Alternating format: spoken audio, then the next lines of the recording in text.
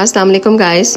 आज आप इस वीडियो में देखें कि हरम शरीफ के इर्द गिर्द एक ऐसी दीवार खड़ी है जो कि इससे पहले शायद आप लोगों ने कभी नहीं देखी होगी।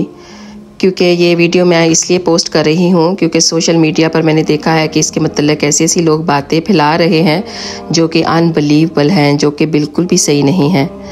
सऊदी हुकूमत का इसके पीछे क्या मकसद है, चलें मैं आपको बताती हूँ इस वीडियो में, प्लीज़ ज़रूर देखिएगा। मोस्टली मिडल ईस्ट या यूरोप में कोई भी जब आप कंस्ट्रक्शन का काम देखते हैं ना, तो उसके इर्द गिर्द एक पतले कपड़े की किनात होती है, वो उसको लगा लेते हैं, उससे ना उसको कवर कर लेते हैं ताकि अगर कोई मिट्टी वगैरह उड़े तो हर जगह ना फैल जाए और लोग भी उससे महफूज रहें। क्योंकि यहाँ हरम शरीफ के अंदर कुछ कंस्ट्रक्शन का काम हो रहा है, तो इसकी वजह से ये दीवार खड़ी की गई हुई है। और इसके पीछे इनका और कोई मकसद नहीं है सऊदी हुकूमत का कि पता नहीं अल्लाह खुदा न खास्ता पता नहीं क्या अंदर